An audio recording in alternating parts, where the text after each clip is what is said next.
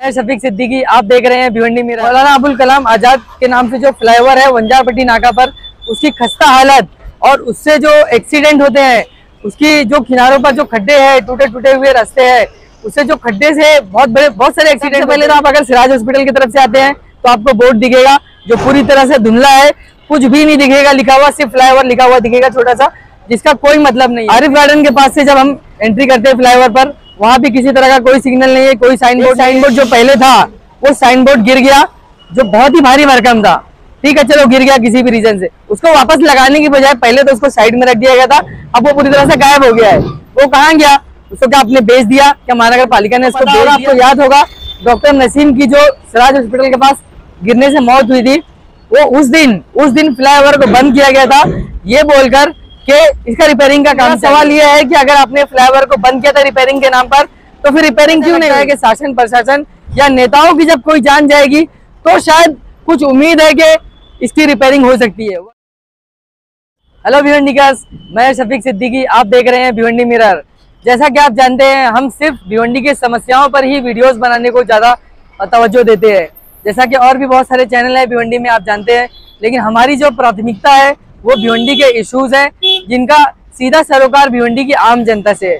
अब आज हम जो है जिस टॉपिक पर वीडियो बना रहे हैं वो भिवंडी शहर का मौलाना अबुल कलाम आजाद के नाम से जो फ्लाईओवर है वंजारपट्टी नाका पर, उसकी खस्ता हालत और उससे जो एक्सीडेंट होते हैं, उसकी जो किनारों पर जो खड्डे हैं, टूटे टूटे हुए रास्ते हैं, उससे जो खड्डे से बहुत सारे एक्सीडेंट होते हैं। कई तो लोगों के सामने आ जाते हैं और कई ऐसे हैं जिनका लोगों को पता ही नहीं चलता है। तो आज हम उसके ऊपर बात करेंगे। ये फ्लाईओवर जो है पिछले कई सालों से आप जानते हैं कि इसके हर रास्ते पर, हर एंट्री पर कोई भी सिग्नल बोर्ड नहीं है।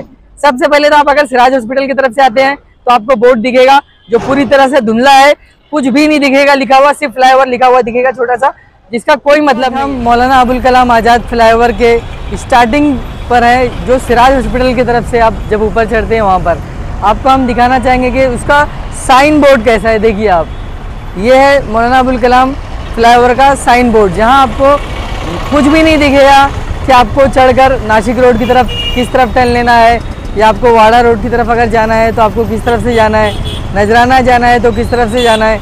इस तरह का कोई भी साइन बोर्ड बहुत ही क्लियर नहीं नज़र आता है। जब आप इधर आरिफ गार्डन की तरफ आते हैं, आरिफ गार्डन से जब फ्लाईओवर की तरफ चढ़ते हैं तो देखिए बड़ी बड़ी गाड़ियाँ जो है वो दिन में भी चलती है। ये खाली बोलने के लिए कि शहरों में हम जो है फ्लाईओवर पर अभी शहर में जो है बंद है, लेकिन बहरहाल दिन में भी आप जा रही है, बड़ी गाड़ियाँ जा रही है आपके सामने है।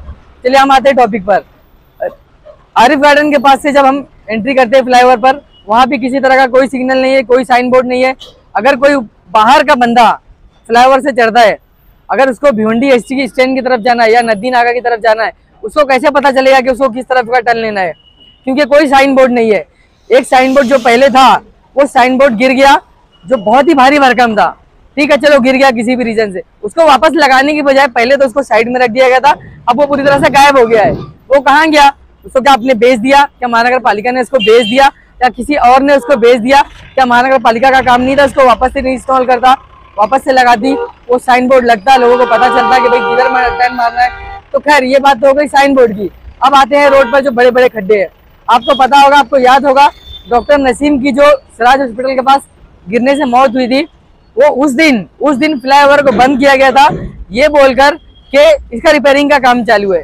वो ढाबे से आ रहे थे और वो आरिफ गार्डन के पास से फ्लाईओवर पर चढ़ते और वो आगे की तरफ जाते, क्योंकि वो KB नगर में रहते हैं। लेकिन चूंकि फ्लाईओवर का रिपेयरिंग का काम चालू था, उसकी वजह से वो नीचे से गए, और नीचे क्या हुआ आप सबको अच्छी तरह से पता है। लेकिन मेरा सवाल यह है कि अगर आपने फ्लाईओवर को बंद किया था रिपेयरिंग के नाम पर, तो फिर रिपेयरिंग क्यों नहीं हुई? आपने रिपेयरिंग कहाँ किया? क्या रिपेयरिंग किया? आपने कोई रिपेयरिंग नहीं किया। तो फिर अगर रिपेयरिंग नहीं करना था तो आपने फ्लाईओवर क्यों बंद किया? आपके फ्लाईओवर बंद करने की वजह से एक व्यक्ति की जान चली गई, और उसके बावजूद आपने कोई रिपेयरिंग का काम नहीं किया और फिर आपने फ्लाईओवर चालू कर दिया। और आज भी पूरे फ्लाईओवर पर सिर्फ आपको खड्डे दिखेंगे, और खड्डे नहीं, बड़े बड़े खड्डे जो एक्सीडेंट का बहुत बड़ा रीजन बन सकते हैं। आपको हर तरफ आपको दिखेगा। नदी नाके की तरफ जाइए आपको बड़े बड़े खड्डे, आरिफ गार्डन की तरफ से आइए आपको बड़े बड़े खड्डे, इधर आप सिराज हॉस्पिटल की तरफ से आइए आपको बड़े बड़े खड्डे। तो ये क्या आप इंतजार कर रहे हैं कि किसी की मौत हो जाए उसके बाद आप इसको रिपेयर करेंगे? मुझे तो नहीं लगता कि आम नागरिकों की मौत से आपको कुछ फर्क पड़ता है। शासन प्रशासन नेताओं को कोई फर्क नहीं पड़ता है, क्योंकि इससे पहले कई एक्सीडेंट हो चुके हैं। मुझे तो ऐसा लगता है कि शासन प्रशासन या नेताओं की जब कोई जान जाएगी तो शायद कुछ उम्मीद है कि इसकी रिपेयरिंग हो सकती है, वरना मुझे तो नहीं लगता है कोई, क्योंकि इतने सालों से जो लोग रिपेयर नहीं कर पाए अब क्या रिपेयर करेंगे वो। तो क्या आप किसी नेता की मौत के बाद ही रिपेयर करेंगे? क्योंकि जनता की मौत से तो आपको, जनता के एक्सीडेंट से आपको कोई फर्क पड़ता है ऐसा हमें तो नहीं दिखता है। तो क्या अब आप किसी नेता की मौत का इंतजार कर रहे हैं? अब मैं भिवंडी की जनता से भी बोलना चाहूंगा कि आप ऐसे नेताओं पर ध्यान दें जो आपके लिए कभी आवाज नहीं उठाते, कभी आपके लिए कुछ बोलते नहीं है। हाँ, अब चुनाव आ गया है, 5 साल से वो गायब थे, चुनाव आया ना, अब वो आपके बीच में आएंगे। मैं तो कहता हूँ अब आप चुनाव के वक्त ना आप गायब हो जाइए और सीधा इलेक्शन के दिन, पोलिंग के दिन आइए और सीधा वोट दीजिए और दबा के दीजिए, ऐसे लोगों को हराइए जो आपके किसी काम के नहीं है, जो आपकी कोई आवाज नहीं उठाते, जो 5 साल तक गायब थे, अब चुनाव में आए, अब जनता गायब हो जाए और सीधा वोटिंग के दिन आए और इनको सबक सिखाए।